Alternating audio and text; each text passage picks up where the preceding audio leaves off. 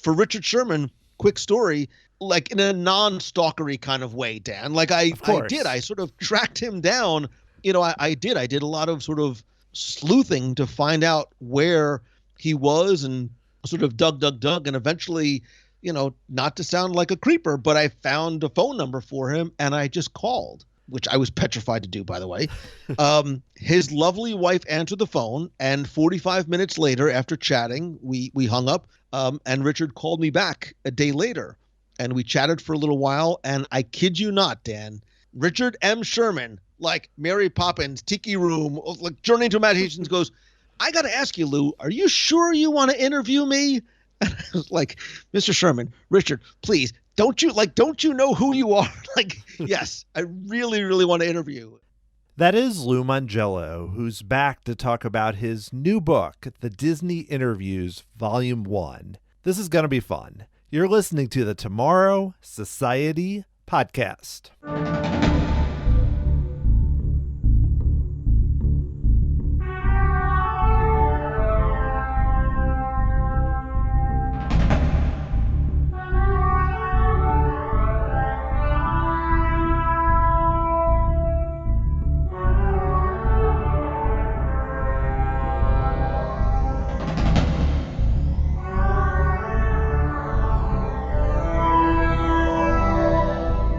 Hey there, thanks for joining me here on episode 125 of the Tomorrow Society Podcast. I'm your host, Dan Heaton.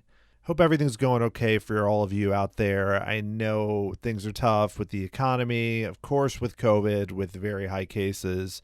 I know I've said this before, but I just want to reiterate again, I hope that you've been able to stay healthy and are finding a way to cope with such a challenging year, and hopefully things will start to get better as we look at next year with vaccines and just the pandemic starting to lessen across the country.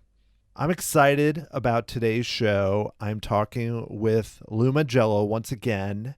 He has a new book, The Disney Interviews, Volume 1. I spoke to Lou originally in March of 2019. Went through kind of his story. He's very well known if you've listened to a lot of Disney podcasts through WDW Radio and just being so out there in Orlando. Very positive guy. Has a story about moving to Florida. I'm sure you've heard it. Really, taking the leap, starting his business and being successful.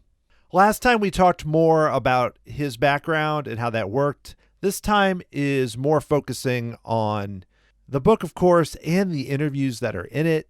He's talked with so many Disney legends. The book is just a small amount, but I found it really interesting, especially as someone who does interviews. I wanted to ask him about his process and how he puts together these interviews and also some of the fun stories going around to it. And of course, how things are for him, given that the pandemic has really changed how people cover Walt Disney World. Of course, people that work there, it's been just really sad that there's been so many layoffs, but it's also impacted people that are just covering the parks. So I found that really interesting too.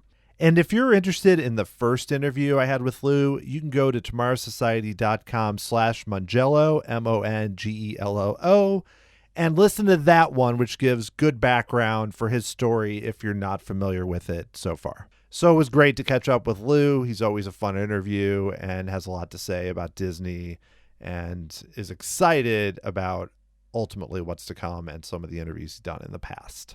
So I was happy to get the chance to once again talk with him and think it's a fun interview. So I hope you enjoy it. Here is Lou Mongello.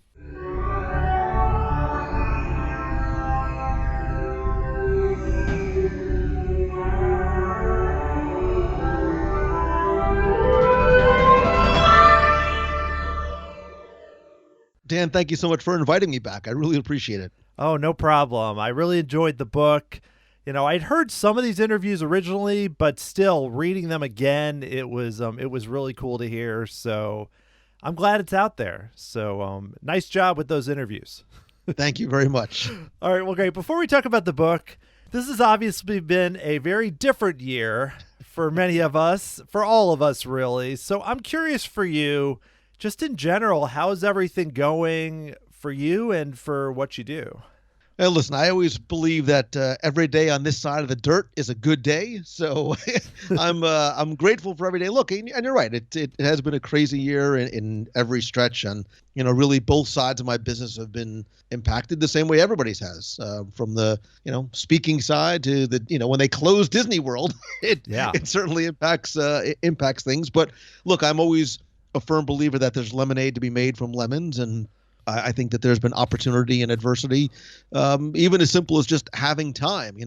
For so often we complain that we don't have time to do this or do that or to start this project. Well, we were given the blessing of time, and how we utilize it was really up to us. And I tried to take full advantage of the extra time that I had locked in my house 24 hours a day, 7 days a week. So what were some things you did? Like, what do you feel like you accomplished, or just how did that side of it help you, at least in terms of the time? Well, it definitely helped me in terms of sitting down after after the first few weeks of just sitting on the couch eating bags of Doritos, because I just was, sort of like thrown upside down. I said, all right, I need to do something. And look, the Disney Interviews book is a great example, and it's part of the reason why I did it. I wanted to, not just do it for myself, but show other people too that there's ways to take advantage of the time. It's been on my to-do list for a number of years, and I finally sat down. I was like, okay, I'm going to use this opportunity to get this book and some of these other projects that I've wanted to get done. That's a perfect example, yeah, because I've had things like that where it's like, well, we're here. So what have we need to do? But like you said, it does slow things down, and that's not necessarily a terrible thing if you look at it on the positive side. Well, now, you mentioned Disney World, of course, was closed. Disneyland still is, but Disney World's been open since July. So you're somebody who's in the parks a lot, and I know you used to do monthly meetups, physical meetups with everyone, and that was a big part of what you did. So when you go to the parks now, beyond just wearing a mask, how has that kind of changed the way you cover the parks even this year? Well, again, look, I was there the day the parks closed, and I was there the day the parks opened, and they were both incredibly emotional for me. And when the parks reopened, it was just because we took for granted the fact that they were always there, right? And for the first time that they were closed, and it was a very different experience. And I don't mean because of masks and physical distancing and things closed and arrows on the ground and things like that, but seeing the park less crowded, there was pluses and minuses to it, right? Because you sort of felt and still to this day sometimes feel like you have the park almost to yourself, but you realize just how important people are, and not just the cast members who have done an exceptional and exemplary job of not just making sure the place is safe, but making the magic happen again. But when you have these long stretches of pathways and open lands in front of you, and there's not that crowd of people, there was something that was really odd about it. Totally. Yeah. I remember, I have not been there since they reopened, but seeing those shots, especially from the first few weeks, where you just look at it and there's a small part of me that's like, wow, it looks really empty. Isn't that nice? But then there's another part that's like, yeah, but something weird is there. Like you said, it's kind of a disconnect, because, that's what I've noticed, even just being out in the world of my daily life, is just how much interaction you used to do or would do with people that you just kind of took for granted. And now everything is different. And kind of on a related note, I know you've been someone who started doing live streaming very early on, and I know you had your weekly Facebook meetups. I believe you still do all of that. So do you think those connections have even gotten more important, like doing those meetups, not just for you, I'm talking about for the community, especially when Disney World was closed? Like, what was that like, doing those meetups virtually that you've done when it was closed and even now?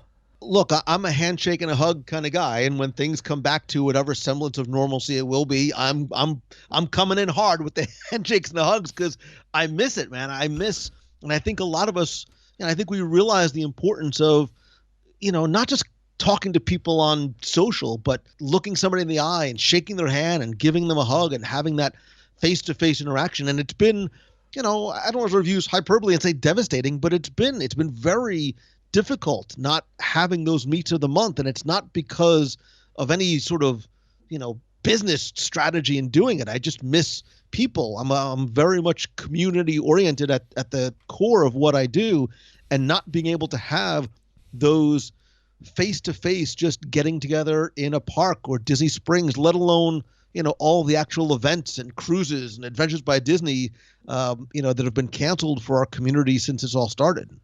Oh, totally. Yeah. That's one of the reasons I asked, because I know so much of what you do is, you're doing the podcast, which is very important, but it's beyond that. It's all those other things. And yeah, I feel for you, because I see how much it's impacted everything, but I feel for the community, because like you said, there were just so many markers during the year that people did probably every year, and now it's changed completely. But I don't want to be too dour about it, because like you mentioned, you were able to release this book, which I think is really interesting. So I'd love to ask you some questions about the book and kind of how that happened. So first, just in general, you mentioned finally doing it. What got you interested just in releasing this type of book of some of your interviews?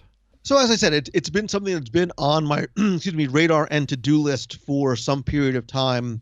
And honestly, Dan, it serves multiple masters. And one is that I wanted to take this book and I wanted to take these interviews, and really for me, it's about sharing it with people. And, I realize that not everybody is a podcast consumer. And if they are, they probably might not even know about the show. So having the opportunity and the blessing to be able to capture the stories from these people, some of whom are no longer with us, and share it with other people was wonderful for me. And so I felt, on one hand, I wanted to be able to share those stories in their words with other people. Certainly having the interviews in book form allows people who might not even know about the show to hopefully be introduced to it. And I think too, I think as much as we consume content on digital levels, I think that there's still, I say we're a tactile people, right? We like to hold things in our hand. We like having that sense of ownership. And I think for Disney enthusiasts and especially Disney book enthusiasts, having those books on the shelf, again, gives a sense of ownership. And it's a different experience too, reading an interview versus hearing it. Plus, I included more stories about things that happened before I hit the record button and then after the recording were over, to give it a little bit more depth and context. And honestly, from a business perspective, I wanted to set an example for other people in terms of, yes, leveraging the time, repurposing content, realizing that you can make lemonade from lemons sometimes, and that if you are a podcaster or a blogger or even a video content creator, you can take some of what you have already and repackage it and hopefully introduce new people to what you do. Yeah, and that's a great point too. Just me reading it, I just had some ideas like, nothing set in stone. But as someone personally who creates podcasts, I kind of think, what else could I be doing? Which is something I've been thinking about a lot during the pandemic, just like you said, with having a little more time. So, you have 12 interviews in the book, and they're long and extensive, so I could totally understand why you only did that many. But how do you narrow that down? Because you've talked to so many people over more than 600 episodes. How do you decide what are the choices for this volume 1? So very intentionally, this volume is people who worked for and directly with Walt Disney, whether they be from the theme park side, the animation side, the movie side. I had to qualify it a little bit and say, and or helped preserve his legacy, because I also have Dave Smith in there, who's the founder of the Walt Disney Archives, who didn't necessarily work with Walt, but I think is incredibly important in terms of the formation of the archives and being able to carry forward Walt's, legacy and stories. That makes a lot of sense, because I noticed that a lot of them, like Alice Davis, Richard Sherman, so many, were not just talking about, I worked on this attraction or I worked on something. It's more a lot of your questions and such, or what was it like to work with Walt directly, which I found so interesting, of course, because I'm so used to kind of reading, we're multiple generations from that point. So to hear from people about what he was like Alice is a perfect example, what it was like to work with him directly, not the myth or the legend, more the day-to-day. I think some of that you captured, it really works. Yeah, and again, a lot of these people are not necessarily here anymore or not going to be here. So being able to capture their stories in their own words was incredibly important for me. And putting them, I was very intentional and very deliberate in terms of how I laid the book out and who I included in it. Because as you read through, you will start to get a sense of the commonalities and the common threads that flow through them, especially when people talk about Walt. You'll hear everybody talk about how, and they're incredible in terms of giving credit to other people and the importance of teamwork and people and guest service and all those things. But when they talk about Walt Disney, the man, the boss, the human being that Walt was, you get a sense of incredible reverence and respect and admiration and appreciation for Walt that everybody in the book, as they talk about him, seems to share. Oh, definitely. And you mentioned too that some of them are not around anymore. And I think of, like you mentioned, Dave Smith, Charles Ridgway, Marty Sklar. And I mean, did you feel like too it was important to spread the word? I mean, even probably when you were doing the show, but even now to put them in the book, to kind of help their legacy, or to make sure people know them, given that, Marty was so out there in the world, D23 and everything, but isn't anymore. Like, how important was that to you to kind of memorialize them in some way by showing these interviews? Absolutely. And especially, and it's the reason why you'll recognize, look, everybody's going to recognize Julie Andrews, Marty Sklar. If you're a Disney fan, you probably know the name Richard Sherman, but there's also names that you might not necessarily recognize off the top of your head, whether it's a George McGinnis, a Lonnie Burr, an Al Konechny, or a Sully Sullivan, who all had their own important contributions and stories to tell and share. And that really was important for me too, is introducing people to some of the magic makers and the creators that you might not have known about otherwise. I feel like I've read tons of books on Disney and I know a lot. And Al Konechny, for one example, I looked at that name and went, wait, who is that? And then I read it. I thought it was so interesting about the merchandise and everything. But I mean, that's pretty rare.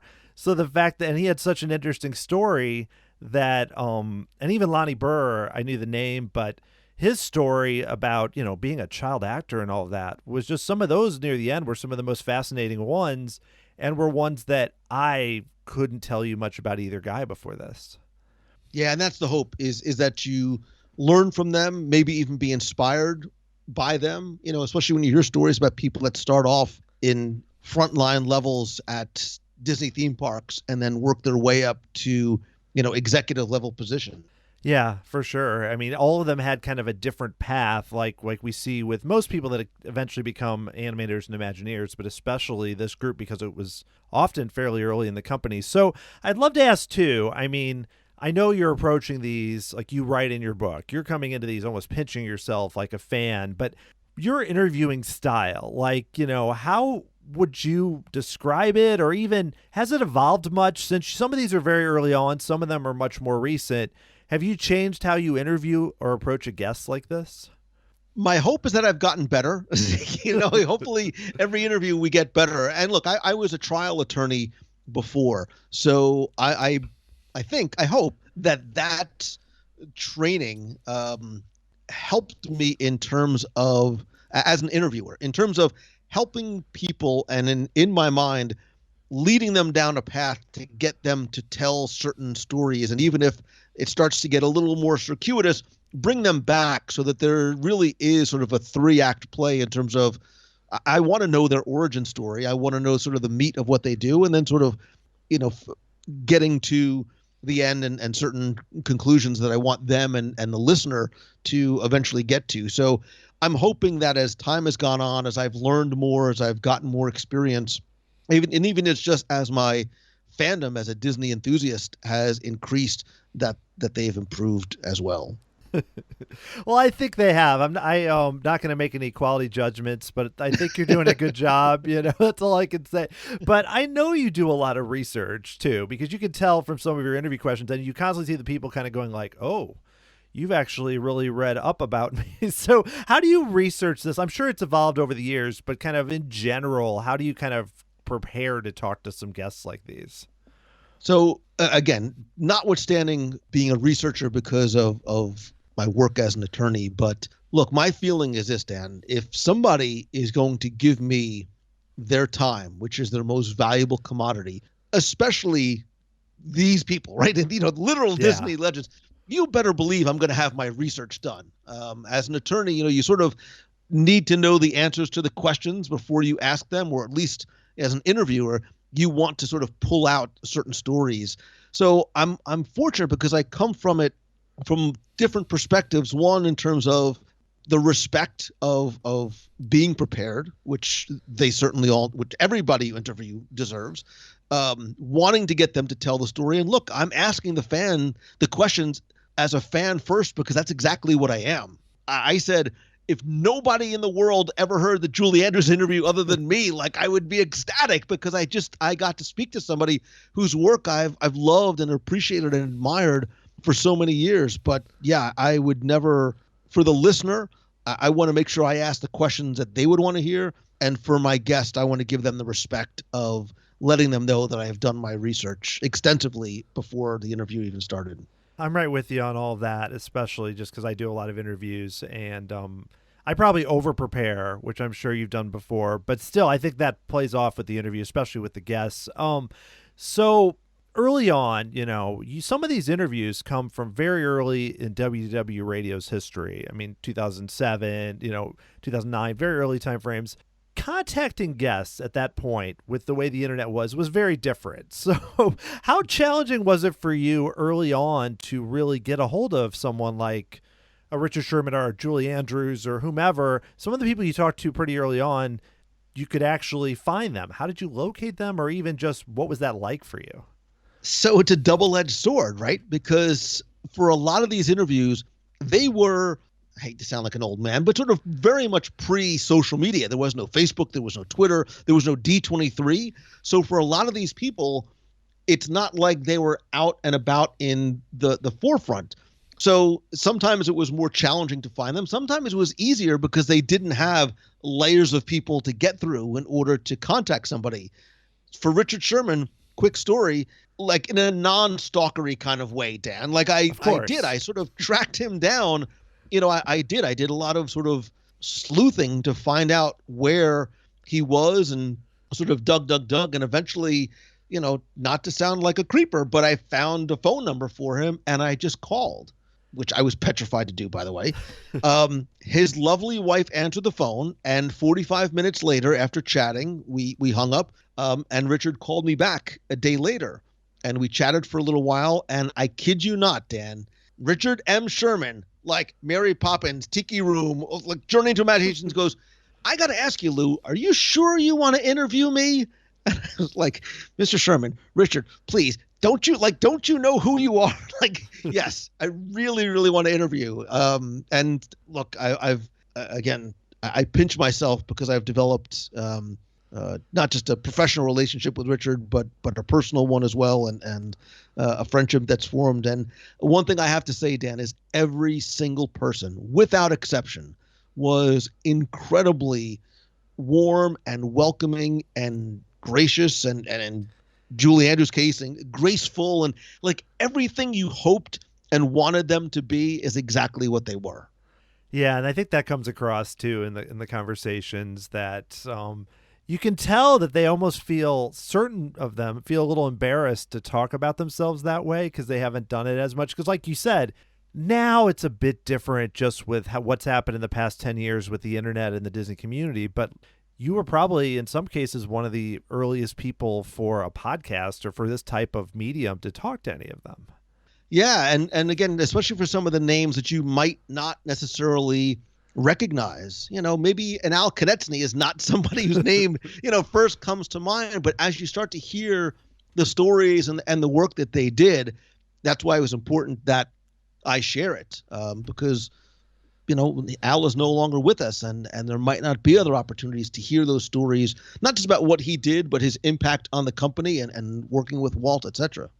Totally, yeah. And another thing, too, with some of these interviews, I know a lot of them you did in person, which I think it's a huge benefit, but I'm sure that helped a lot for connecting, but was that almost more, for me, I might be more nervous to be going to someone's house or meeting them kind of at an event or something. Like, what was that like, just going in person with so many legends.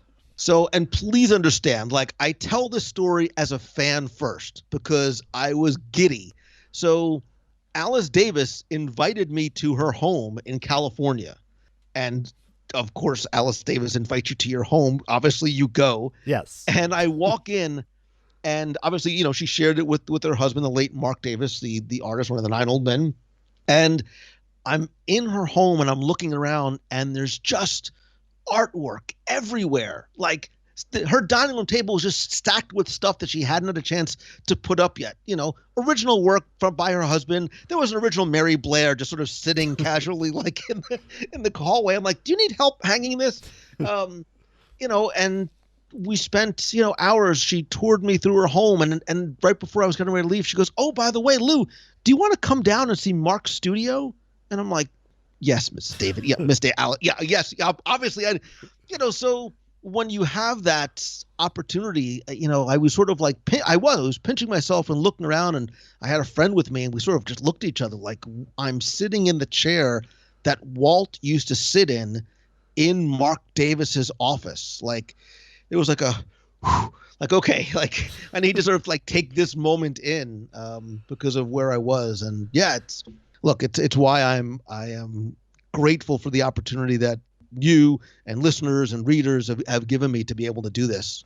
Oh, totally. Yeah. And that story too. I mean, I would find it hard then to focus on if you did that. And then it's like, okay, now let's do the interview. And I'd be like, oh, what? Where am I? What do I do? I have questions. So I think it's a really fun story. I am jealous, but I'm glad you got to do it. That's what I will say. And like I said, Dan, too, everyone was so, I mean, look, and this is not name dropping, but Marty Sklar is Marty Sklar. I mean, he was Walt's right-hand man. He was we sort of know all the things he did, including writing a lot of the words that Walt spoke. And there is a sense of gravitas when you speak to him. But sitting down with Marty was like sitting down with my uncle. You know, just the way, and maybe because he's a Jersey guy too, sort of, we just had this instant, you know, at least I felt it. I don't know if Marty did. I sort of felt that there was this casual rapport, and there was never a sense from him or anybody else that they were above you, speaking down to you. They didn't speak at me, they spoke with me. And I think it's an important distinction, and the humanity that they all demonstrated and the warmth that they all demonstrated really was not only made me comfortable, but it was comforting, if that makes any sense too. Oh, totally. Yeah. Because, you know, you're going in kind of with, I mean, not pressure, but with the nerves and with the, oh my gosh, I can't believe this is happening. And they know how they deal with that, and they know how to kind of, they've done interviews like Marty, for example, he's someone who's, I'm sure, very good at it, but also too, knowing how much of a fan you are, and Jersey, of course, that's very important. But also just the two of you, I mean, he's a pro. That's everything I've heard, I'm sure, you know, in the best way possible. I mean, not in a stilted, like, professional way, but in like a really friendly way. No, there wasn't you've got 5 minutes, you know, let's get it. Not at all. It was a very sort of casual conversation. That's great to hear. I want to ask you too about George McGinnis. You mentioned him because he of course was involved with Horizons, which is like my favorite all-time attraction and is a favorite of many people. And you did that one early on with WDW Radio. You started interviewing a bunch of Imagineers. So how big was that for you to talk to George? Because he also worked on Space Mountain and so much more, and to get to talk with him. And he's also no longer with us, unfortunately.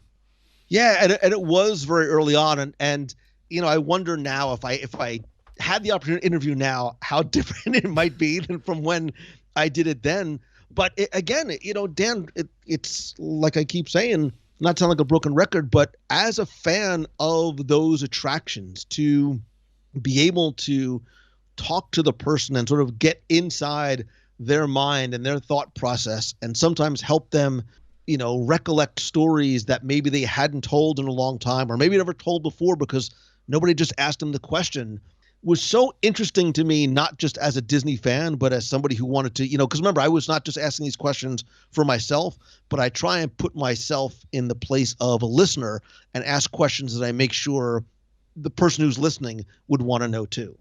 Oh, totally. I mean, that's a big part of it, especially when you're talking to someone that worked on attractions that people loved. You want to think about it in terms of what would like my listener who's the biggest Horizons or Space Mountain or anything else fan want to know, not just what would I want to know. And it's a tricky thing, but I think, like you said, you've done enough of these that I'm sure you've even more found a way to do that.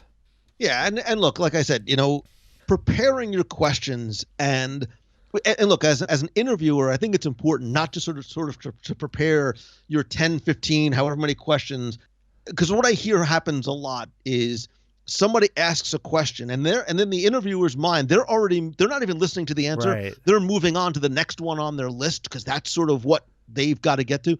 It's so important to not just ask the question, but listen to the answer. And even if that takes you in another direction, that's fine. Go down that path, explore wherever it is that they started to go, and then come back if you want or need to. And I think that's something that hopefully I continue to improve upon over time, is not just asking, but listening and then digging a little bit deeper.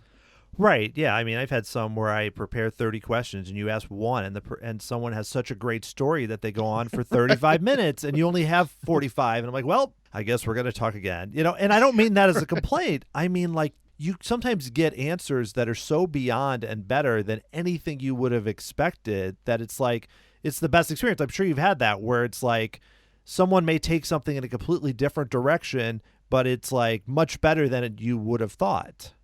Yeah, and you could just throw the rest of your questions out because you don't even need them, because this person and look, so many of these people too, Dan, are such great. I mean, it's what everyone here is in the book is a great storyteller. So this is easy for them, to be able to recount these things and make them interesting for the listener. Yeah, and speaking of someone who's a great storyteller and also doesn't really like the one person in your book that I talked with is Tom Nabby, and who's an amazing storyteller. And I remember, again, you kind of ask him a question and he just kind of goes with it because he's such a good storyteller. I mean, he's done a lot of events. He's talked to a lot of people. But for you, when you find, I know, in the book, it talks about how you'd already interacted with him and finally sat down and talked with him. What was that experience like? And why is Tom such a good guest? That's what I will ask you. Again, it's the same thing because he's like just such an everyman, and he genuinely loves what he does. He loves telling those stories. And I'm sure he's told some of these stories over and over and over again, but he tells it like it's the very first time. And he tells it with this incredible enthusiasm that doesn't just come through on audio, but I think comes through in the book as well. Yeah, for sure. I mean, you can just tell just the way, I mean, knowing from talking with him, but even so, just reading the book itself, it's like, oh yeah, that guy, he, like you said, he's told the stories a lot, but in the best way. Well, I want to ask you about one more guest, which I have to circle back to Julie Andrews, which I know I've heard you talk about on the podcast, kind of your prep for that and that interview. I'd love to hear a little bit about what that conversation was like and kind of how you felt going into it. So for Julie Andrews, again, it was one of those that I really had to spend a lot of time to try and find somebody who could help make that happen. And I'd reached out to somebody on her team who said, okay, fine, she doesn't really do a lot of interviews, but we'll give you 15 minutes. You got 15 minutes. I'm like, I'll take it. Like, that's fine. So, I spent 3 weeks doing research for my 15 minutes of interviews because it's Mary Poppins. I mean, it's, so, and an hour later, while talking with her, there was never this, hey, I got to go, last question here. She was just, and the only words I could use, Dan, are gracious and graceful. The warm, loving, charming, elegant woman that you see on screen is exactly who she is in real life. And I've told the story before and I don't care. I'm going to tell it again. When we stopped recording and I had my sort of fanboy moment, I said, Miss Andrews, I have to tell you, I've been a fan since I was a little kid. I grew up watching Mary Poppins. I recently started showing it to my 2 young children. And I just sort of like, blah, I gushed a little bit. And she goes, oh, Lou. and I'm like, oh my God, Mary Poppins just said my name. Like I did. I freaked out. I completely freaked out. And when I was done recording, I might have shed a happy little Disney fan tear because one, I made sure that all the recorders were actually working and I actually had the audio. But it was one of those once in a lifetime opportunities. Yeah. I mean, that doesn't surprise me. I mean, just given, Mary Poppins, my daughters, I showed them Mary Poppins and, I hadn't watched it since I was a kid or whatever. And then I watched it and was like, this really works. It works for adults and kids, and there aren't a ton of Disney films that work differently for both. It's a classic. Yeah, and it's one of those that as you watch it from a child's eyes and then an adult's eyes and then a parent's eyes, they're different films. The messaging and the stories and the takeaways are completely different. Definitely. Watching it as a parent, you're like, okay, I don't want to see too much of Mr. Banks and myself, but maybe I see a little. Right. It's like, yeah, okay, I need to work on some things. No, but it's a great. I'm so glad you got to talk to Julie Andrews. All right, well, one more question about the book. This is called Volume 1, Lou. Do you have plans to publish more volumes in the future? So that's the idea. If the book is well received, and so far, knock on wood, the feedback has been wonderful, and people have been incredibly. It's very humbling. Some of the many nice things that people have said. So yeah. So this book, Volume 1, is meant to be these individuals that worked with and for Walt Disney. I do have other interviews that I'm already pulling together for a Volume 2. Some people that worked again with Walt, but not necessarily limited to that. And I'm going to sort of package these books very deliberately so that you'll see that there's a reason why these people are all put together in these individual volumes, that you can read the stories individually, but when you read them as an entire book, they sort of all make even more sense. No, that's a great idea. I think that that only is going to make it more rewarding to read those, it's great to have a lot of good interviews regardless, but like you mentioned with Walt, having the connection is really great. So, you recently celebrated, speaking of things that are positive, you celebrated over 600 episodes of WDW Radio. This is episode 125 of this show. And I'm kind of looking at it going, oh, that would be more than that, like 5 times as much. How have you done this, Lou? And better question, what are you really proud of when you look back at kind of what you've done in the past 14 years? So first of all, congratulations on your 100+ episodes. Like, that is a huge accomplishment. I think you could probably attest it. It's usually around episode 8 or 9 or so that podcasts just go, wow, this is a lot of work. Yes. This is not exactly what I thought it was going to be. And it's a testament to you and your listeners that you've been able to continue. So congratulations. Thank you. So you said, what was your question? Is what am I most? What are you most proud of? Like, when you think back of all the different things you've done, just kind of in general, what kind of stands out to you as something that you feel good about you've done with the show? So it's community, first and foremost, without question. Like the book, right? It takes people to make a dream a reality. Nothing that I have been able to do could have happened without the incredible community that has been built around it. I say all the time that I built the clubhouse. It's other people that populate it and spread the word about the show. There have been incredible both personal benefits in terms of friendships and relationships that I've made that the community has brought me, as well as this overarching benefit in terms of helping other people. I have to give credit to the community. Like, we've raised more than $350,000 for Make-A-Wish. Like, that is good people coming together to make a real difference in the lives of people that need some of that Disney magic. So to be able to just play a very, very small part and pay witness to that and what this community has done has been the greatest reward far and away. No, that makes a lot of sense to me. Just given I've seen how strong the community is and what you've done, and it's a big part of it. Well, on a completely different note, now I just want to ask you, if you have time, 5 questions just kind of about what you're excited about and just some different things with Disney. Absolutely. Okay, great. None of these are trying to stump you. They're just kind of pretty straightforward questions. I would never ask you trivia, even though you're the trivia guy. I wouldn't do that to you. Okay. So first, some attractions coming to the parks aren't going to happen now probably or have been delayed. But with the ones that you expect we'll see in the parks, like future big attractions, what are you most excited about that is going to come in the next few years?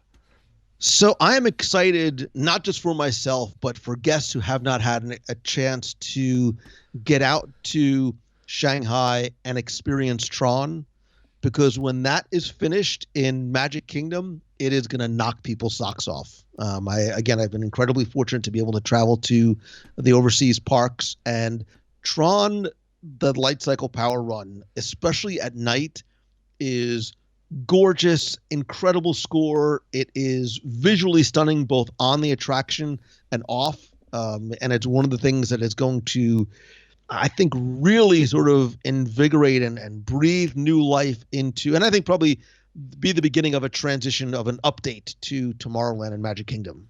I agree. Yeah. And I'm excited because I have not been to Shanghai. And so for me, I'm very excited personally, but also that land, I think something will happen with the Speedway there and just some other areas around there. It probably is going, one, it's going to be super popular area and change the park, but two, it's going to be something. I'm excited for that, Lou. All right, number 2.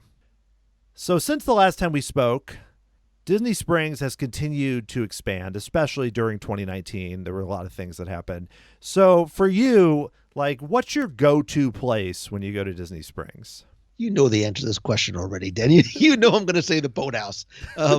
It has since it first opened. I think the Boathouse is one of my favorite dining experiences anywhere, from the quality of the food to exceptional service, amazing views, inside and out, rotating. Many of it rotates not even just seasonally, but really weekly. Scratch kitchen. All those different things. I have never, ever, knock on wood, had a bad meal. I'm not going to lie, Dan. I was there last night. So. Oh, wow.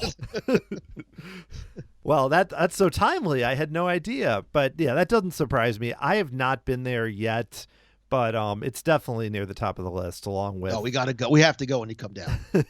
Okay. Next question. Looking at the upcoming Disney films or Marvel, Star Wars, whatever, or a TV series coming to Disney Plus, what are you most excited about coming in the near future? So look, I think Disney Plus has just been crushing since day one, but WandaVision is already proving, and we haven't seen anything other than some brief trailers, some promotional concept art and posters. I think WandaVision is going to be a very, very, very interesting and, more importantly, very different and accessible series 2, whether you are a hardcore Marvel fan or not. Yeah, I'm excited. And to find out that it's coming so soon, too, is really exciting because The Mandalorian will end, and to have another kind of new original show that looks interesting, I can't wait.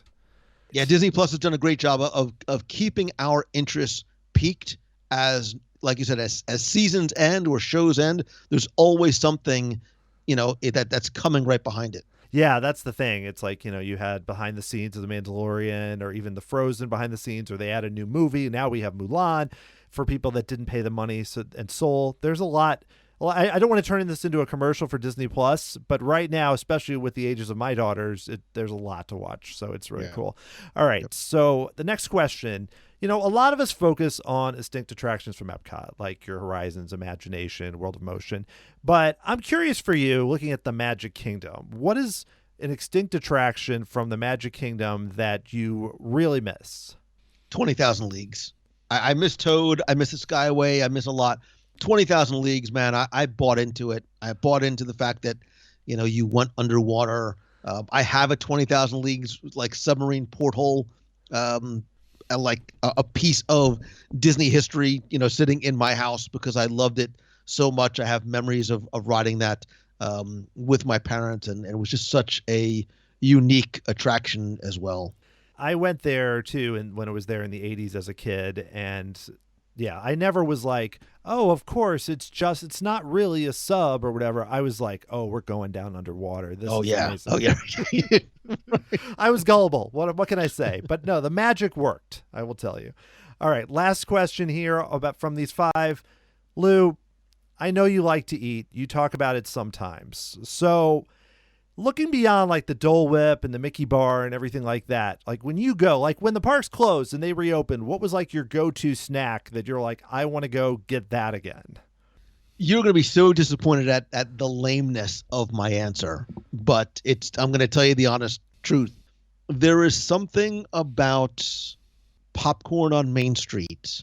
It tastes better there. For some reason, it all just fits and it feels right. And you grab that popcorn and you sit on a bench, or you go by the hub, or you just slowly make your way, right down the middle of Main Street, as it were. It is like it's one of the things that I love, not just from a flavor perspective, but from an emotional, nostalgic perspective. Well, I don't think that's a bad answer. If you had said Dole Whip, I would have said no, because that was part of the rules. You couldn't say Dole Whip. So you said popcorn.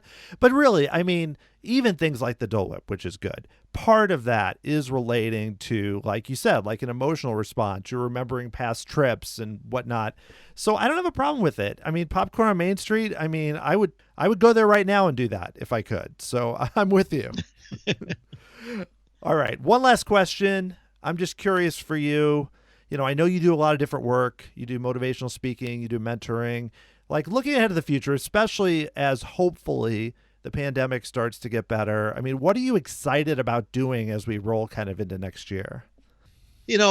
Going back to what you said earlier, I'm excited about in-person events again. I want to cruise again. I want to go to business conferences. I want to be able to hold, I've had to cancel I host business conferences, but have taken a lot of what I do online. But again, that in-person, face-to-face, small group type of thing, getting back on board a Disney ship, getting out to Disneyland again, those things that I enjoyed so much and always looked forward to, they're going to taste sweeter, if that makes any sense, because we've missed them for so long. Oh, totally. I mean, I think about, we had a big trip to Disneyland planned in May, and we didn't do. Obviously, it wasn't open. But I think back now, and at the time, I was worried, like, oh, are we going to get the Rise of the Resistance boarding pass? And, oh, how are we going to? And now I'm kind of like, I'd just be okay with just going there. And if I got to do it, great. It totally changes. I hope that it will change my perspective. Like, it doesn't go back, because I think it's going to make future trips and, like you said, other things you do more enjoyable. And I think it will. I think when you step foot in the park again, you're going to, I think a lot of us who, when we did or do for the first time, you feel something again that maybe you didn't realize you hadn't felt in a while. Well, just the last thing, I mean, we've talked about your new book. I know you're involved in a lot of other things. If people want to find out about the book or just learn, if they haven't listened to the podcast or connect with you, where should they go? You can find everything I do on the Disney side at WDWRadio.com, and everything else I do on the business and speaking and entrepreneurial side at LouMongello.com, and I am at Lou Mongello on all social. Excellent. Well, Lou, thanks for coming back again. It was great to talk with you. I really enjoyed the book, and it was a blast. Thanks. Dan, thanks so much for having me back. Really appreciate it, buddy. So this is the last new episode of 2020 of the Tomorrow Society podcast. However, I am not disappearing for the rest of the year. Next week, I am going to rebroadcast what I thought was a really cool interview with composer Mark Mancina about music he created for so many memorable Disney projects, Moana, the Haunted Mansion live action movie, Alani, so much more. So I'm going to post that again because I feel like that's an interview that I would like a lot of you to hear. And it's from a little while ago, so many of you probably have not heard it. So I thought it might be a lot of fun. Also, I wanted to remind you that Tomorrow Society Podcast is a listener-supported show. A great way to help out is through Patreon. Go to patreon.com/Tomorrow Society. You can make a small monthly contribution, receive some really cool perks, and definitely help out the show. Thank you so much for all the support you've given for the podcast. If you'd like to get a hold of me, email me at dan@tomorrowsociety.com. Follow me on Twitter at TomorrowSOC, Facebook or Instagram at Tomorrow Society, and don't forget to subscribe to the YouTube channel, tomorrowsociety.com/YouTube. Tomorrow Society podcast is hosted, produced, and edited by Dan Heaton. The music is written by Adam Hookey, performed by the Sophisticated Babies. Be safe out there. Wear your masks. Hang in there. We're all going to get through this. Thanks so much for listening. I will talk to you again very soon.